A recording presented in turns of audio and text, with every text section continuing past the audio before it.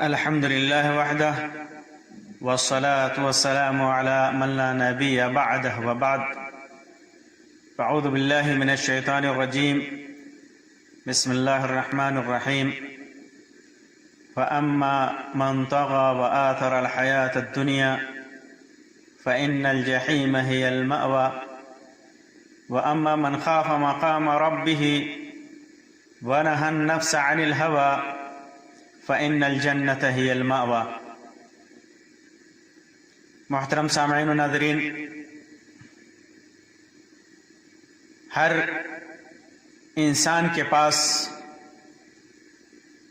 اللہ تبارک و تعالی نے ایک دل رکھا ہے. اس دل کے اندر کچھ آرزویں ہوتی ہیں، کچھ تمنائیں ہوتی ہیں، خواہشات ہوتی ہیں. خواہشات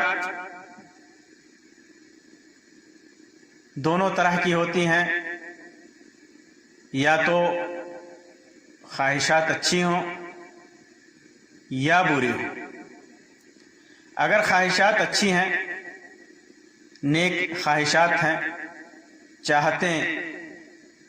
نیک ہیں، اللہ کے حکم کے خلاف نہیں ہے، اللہ کی نازل کردہ شریعت کے احکام کے دائرے میں ہے، انسانیت اور مخلوقات الہی کی خدمت اور ان کے فائدے کے لیے ہیں، تو یہ چیز انسان کے لیے سعادت، کامیابی اور کامرانی کا سبب ہے. لیکن وہیں خواہشات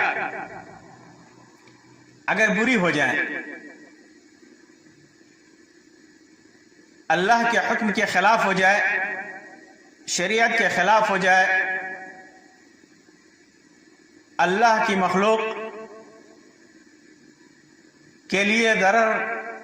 اور نقصان دہ ہو جائے، تو وہ خواہشات انسان کے لیے وبال جان ہے اور انسان کی گمراہی کا سبب ہے، جس کا نتیجہ عذاب اور عقاب تک ہو سکتا ہے. اسی وجہ سے خواہشات کے سلسلے میں، بری خواہشات کے سلسلے میں اللہ تبارک و تعالیٰ نے بہت ساری آیتیں نازل کی ہیں، اور خواہشات کی اس طرح کی غلامی کی مذمت کی ہے. اللہ تعالیٰ فرماتا ہے: ارأیت من اتخذ الہہ ہواہ افانت تکون علیہ وکیلا. کیا تم نے اس شخص کو دیکھا جس نے اپنی خواہشات کو اپنا الہ اور اپنا معبود بنا رکھا ہے، خواہشات کی پیروی کرتا ہے،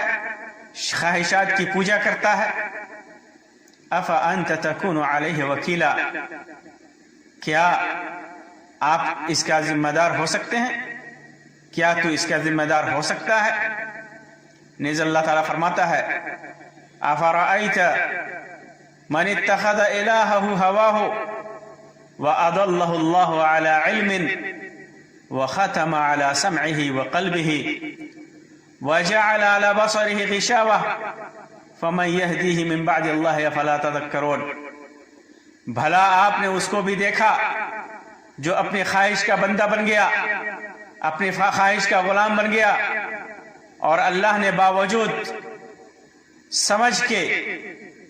اسے گمراہ کر دیا. اسے علم تھا، سمجھ اور بوجھ تھی، پھر بھی اللہ تبارک و تعالیٰ نے اسے گمراہ کر دیا اور اس کے کان اور دل پر مہر کر دی اور اس کی آنکھوں پر پردہ ڈال دیا. پھر اللہ کے بعد اسے کون ہدایت کر سکتا ہے؟ افلا تذکرون، تم سمجھتے کیوں نہیں؟ جس نے اپنے خواہشات کی غلامی کی، خواہشات کو اپنا معبود بنا لیا، اللہ تبارک و تعالی اس کے دل پر، اس کے کان پر پردہ ڈال دیتا ہے، مہر ڈال دیتا ہے، اور پھر وہ ہدایت نہیں پاتا۔ چنانچہ اتباع ہوا یہاں بیان کر دینا مناسب ہے کہ خواہشات کی غلامی کی چند قسمیں ہیں، چند مراتب ہیں، چند درجے ہیں۔ بعض مراتب تو ایسے ہیں جو انسان کو کفر اور شرک میں مبتلا کر دیتے ہیں، اور بعض کبیرہ گناہوں کے ارتکاب پر ابھارتے ہیں، اور بعض صغائر میں سے ہیں جو خواہشات انسان کو رسول اکرم صلی اللہ علیہ وسلم کی تکذیب اور دیگر رسولوں کو جھٹلانے، شریعت اسلامیہ کی تکذیب، ان کا استہزاء، ان کا مذاق اڑانا اور ان سے اعراض کا سبب بنے، تو یہ شرک اکبر یا کفر اکبر ہوتا ہے۔ اسی طرح اگر خواہشات ان افعال کے ارتکاب پر ابھارتی ہے جو نصوص قرآن و سنت کے مطابق شرک اکبر یا کفر اکبر ہیں، جیسے مردوں سے فریاد، دین کے قطعی امور کا انکار، نماز کا چھوڑنا، زنا اور شراب کو حلال سمجھنا اور اس جیسے اعمال، تو یہ سب بھی شرک اور کفر کے دائرے میں لے آتی ہیں۔ ان ساری چیزوں کا ارتکاب، اس کی خواہشات اسے کفر اور شرک کے دائرے میں لے آتی ہے۔ اگر خواہشات کی کے پیروی کرتے ہوئے کوئی آدمی اللہ کے علاوہ کی قسم کھائے تو یہ شرک اصغر ہے۔ اسی طرح ایک مرتبہ یہ ہے خواہشات کی پیروی کے مراتب میں سے کہ اگر خواہشات کی پیروی کرتے ہوئے ایسی بدعت کا ارتکاب کرتا ہے جو کفر میں داخل کرتی ہے تو وہ آدمی کافر ہے، اور اگر ایسی بدعت کا ارتکاب کرتا ہے جو کفر میں داخل نہیں کرتی تو ایسا کرنے والا بدعتی ہوتا ہے، اور وہ بھی قیامت کے دن اللہ کے رسول صلی اللہ علیہ وسلم کی طرف سے دھتکارا جائے گا۔ اسی طرح خواہشات کی پیروی کرتے ہوئے کبیرہ گناہ کو حلال نہ سمجھتے ہوئے اس کا ارتکاب اگر انسان کرتا ہے، کبیرہ گناہ کا ارتکاب کرتا ہے لیکن انہیں حلال نہیں سمجھتا، تو وہ فاسق ہے، جیسے زناکاری، شراب نوشی وغیرہ۔ اور اگر خواہشات کی پیروی کرتے ہوئے صغیرہ گناہ کا ارتکاب کرتا ہے تو وہ نافرمان ہوا۔ محترم سامعین و ناظرین، خواہشات کو معبود بنانے کا مطلب یہ ہوا کہ جس نے بھی خواہشات کی پیروی کرتے ہوئے اللہ تبارک و تعالیٰ کی نافرمانی اور اس کے ساتھ شرک کیا تو اس نے اللہ کے علاوہ اپنی خواہشات کو اپنا معبود بنا لیا۔ ایک طرح سے اس نے اللہ تبارک و تعالیٰ کی بات نہ مان کر اپنی خواہشات کی غلامی کی ہے، اپنی خواہشات کی پیروی کی ہے، اپنی خواہشات کی بات مانی ہے، اللہ تبارک و تعالیٰ کی بات نہیں مانی ہے۔ اس لیے اس نے اللہ تبارک و تعالیٰ کے ساتھ شرک کیا۔ ٹھیک اسی طرح جس طرح ایک آدمی کسی چیز کے پیچھے بھاگے تو وہ اس کا غلام ہوتا ہے اور اس کا بندہ ہوتا ہے، دنیا کی طرف بھاگے تو دنیا کا غلام کہا جاتا ہے، دنیا کی طرف بھاگے تو دنیا کا بندہ کہا جاتا ہے۔ جیسا کہ حدیث میں اللہ کے رسول صلی اللہ علیہ وسلم نے ارشاد فرمایا، امام بخاری نے اس کو روایت کیا ہے، تعیس عبد الدینار والدرہم والقطیفۃ والخمیصہ ان اعطی راضی وان لم یعطى لم یرضى۔ پیسوں کا غلام، روپیے کا بندہ، دینار کا غلام، اشرفی کا غلام اور کمبل کا بندہ، اوڑھنے اور بچھونے کا بندہ تباہ ہوا، برباد ہوا، ہلاک ہوا۔ اگر اس کو کچھ دیا جائے، وہ چیزیں جس کی خواہش کرتا ہے، اور اسے مل جائے تو وہ خوش، جب نہ دیا جائے تو غصے میں آ جاتا ہے۔ وَإِن لَمْ يُعْطَ لَمْ يَرْضَى، اور اگر اسے کوئی چیز نہ دی جائے اس کی خواہشات کے مطابق تو وہ ناراض ہو جاتا ہے، غصے میں ہو جاتا ہے۔ ایسا شخص تباہ ہوا، اس کو کانٹا لگے تو اللہ کرے کہ اس کا کانٹا پھر نہ نکلے۔ اسی طرح خواہشات کی پیروی کرنے والے کے ساتھ ایک بہت بڑی برائی یہ ہے کہ اس کی خواہش کسی ایک چیز پر نہیں ٹکتی، بلکہ جس چیز کو اس چیز سے بہتر سمجھتا ہے تو اس کا غلام ہو جاتا ہے۔ پہلی خواہش کا جو غلام تھا اس کی غلامی سے آزاد ہو جاتا ہے، اور اس سے اچھی چیز اسے نظر آ جاتی ہے تو اس کا غلام ہو جاتا ہے۔ امام ابن کثیر رحمۃ اللہ علیہ نے اپنی تفسیر کے اندر عبداللہ ابن عباس رضی اللہ عنہ کا قول نقل کیا ہے۔ فرماتے ہیں کہ جاہلیت میں آدمی بہت دنوں تک سفید پتھر کی عبادت کرتا تھا۔ وائٹ پتھر، سفید پتھر، اجلے پتھر کی، چکنے پتھر کی عبادت کرتا تھا، بہت دنوں تک انسان کرتا رہتا تھا، اس کو پوجتا تھا، اس سے اپنی مرادیں مانگتا، منتیں مانگتا۔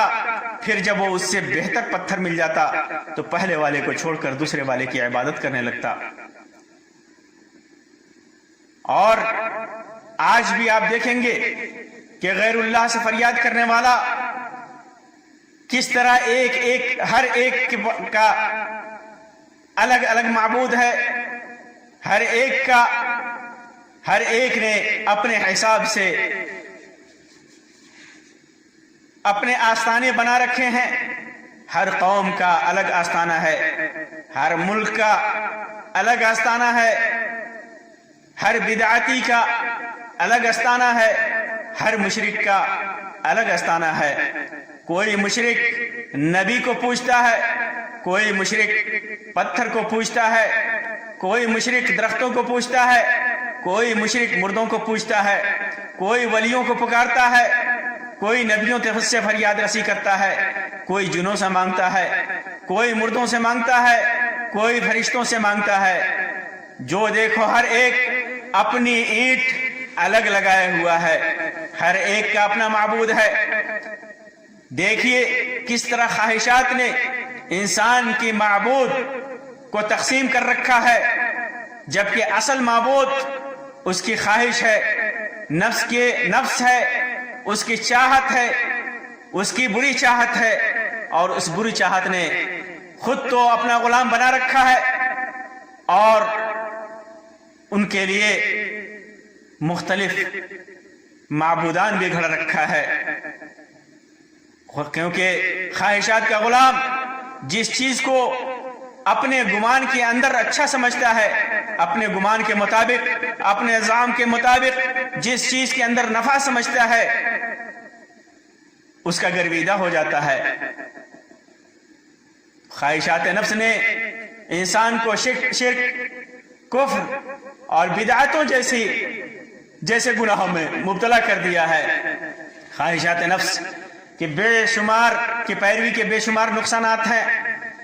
انسان خواہش نفس کو اپنا معبود بنا لیتا ہے، خواہش نفس کی عبادت کرتا ہے، خواہش نفس کی غلامی کرتا ہے۔ اس لیے خواہشات کا تابع سب سے بڑا گمراہ ہوتا ہے۔ خواہشات نفس کا غلام صرف اپنی فکر کرتا ہے، جس چیز میں اس کو فائدہ نظر آتا ہے اپنے لیے اسی کو اختیار کرتا ہے، دوسروں کا خیال نہیں کرتا، دوسروں کی اسے فکر نہیں ہوتی۔ خواہشات کا تابع، خواہشات کا غلام اللہ تبارک و تعالیٰ کی شریعت کے مطابق فیصلہ نہ کر کے اپنے من کے مطابق فیصلہ کرتا ہے، اپنے خواہش کے مطابق فیصلہ کرتا ہے، خواہش کے مطابق فیصلہ کر کے، اپنے خواہش کے مطابق فیصلہ کر کے فتنے میں مبتلا ہوتا ہے، خود تو فتنے میں مبتلا ہوتا ہے، لوگوں کے اوپر ظلم کرتا ہے، لوگوں کو فتنے میں مبتلا کرتا ہے۔ خواہشات کا تابع اپنے ہر عمل کو اچھا سمجھتا ہے، وہ عمل چاہے اچھا ہو یا برا ہو اسے اچھا سمجھتا ہے، وہ عمل اسے خوشنما معلوم ہوتا ہے۔ خواہشات کا تابع اپنی سمجھ، اپنے فکر، اپنے وہم اور اپنے گمان کا مرید ہوتا ہے، اس کا تابع ہوتا ہے۔ اللہ کی ہدایت کو چھوڑ کر خواہشات کا تابع اللہ کی پکڑ سے کبھی نہیں بچ سکتا، اس لیے وہ گمراہ ہوتا ہے، اور گمراہ ہونے کے بعد قیامت کے دن اس کی سزا بھی بہت بڑی ہوگی۔ خواہشات کے تابع کے اندر ظلم کی صفت پیدا ہوتی ہے، وہ ظلم کرنے لگتا ہے اپنی خواہشات کے مطابق۔ خواہشات کا غلام دنیا طلبی میں حد سے گزر جاتا ہے، کوئی چیز حرام طریقے سے آئے حلال طریقے سے آئے اسے فکر نہیں ہوتی۔ چنانچہ آپ دیکھیں گے خواہشات کا تابع دنیا کا غلام جوا، حرام چیزوں کے تجارت اور سود خوری وغیرہ سے کس طرح دنیا طلب کرتا ہے، کس طرح دنیا کے پیچھے بھاگتا ہے، کس طرح وہ آخرت سے غافل ہو جاتا ہے، فکر آخرت سے غافل ہو جاتا ہے، فکر آخرت کو چھوڑ بیٹھتا ہے، خود گمراہ ہوتا ہے اور دوسروں کو بھی گمراہ کرتا ہے۔ اگر خواہشات نفس کا تابع، خواہشات نفس کا غلام اپنی خواہشات کے پیچھے بھاگنا نہ چھوڑے تو ہدایت سے بھی محروم ہوتا ہے، ہدایت سے محروم ہوتا ہے۔ خواہشات کا تابع آیات قرآنیہ کو جھٹلاتا ہے، خواہشات کا تابع احادیث نبویہ کا انکار کرتا ہے، خواہشات کا تابع شریعت کے احکام کا منکر ہوتا ہے، جب بھی اس کی خواہش کرتی ہے شریعت کے احکام کا انکار کر بیٹھتا ہے، اس کے اندر ان احکام کے اندر، شریعت کے نصوص کے اندر من مانی تعویلیں کرتا ہے، اللہ کے رسول صلی اللہ علیہ وسلم کی تعویل کی احادیث کی تعویل کر کے اپنے نفس اور خواہش کے مطابق بناتا ہے، اپنے فکر کے مطابق بناتا ہے، اپنی سوچ کے مطابق بناتا ہے، اپنے عمل کے مطابق بنانے کی کوشش کرتا ہے، اپنے امام کے فکر اور رائے کے مطابق قرآن اور حدیث کے نصوص کو بنانے کی کوشش کرتا ہے۔ جب انسان اپنی خواہشات کا تابع ہو جاتا ہے، اپنی خواہشات کا غلام ہو جاتا ہے، تو قرآن و حدیث کے نصوص میں بھی خرد برد کرنے سے، ان کے اندر غلط تعویل کرنے سے باز نہیں آتا۔ کبھی وہ قرآن و حدیث کے اندر تعویل کرتا ہے، کبھی کسی صحابی کے اوپر عیب لگاتا ہے، کسی صحابی کو طعن کرتا ہے، کسی صحابی کو گالی دیتا ہے، کسی صحابی اور کسی محدث کے مقام اور مرتبے کو گرانے کی کوشش کرتا ہے۔ یہ سب خواہشات کی تابعداری اور خواہشات کی غلامی اور خواہشات کی عبادت کا نتیجہ ہے کہ وہ اس حد تک گر جاتا ہے۔ آج دنیا میں جتنے بھی گمراہ عقائد، جتنے بھی گمراہ افکار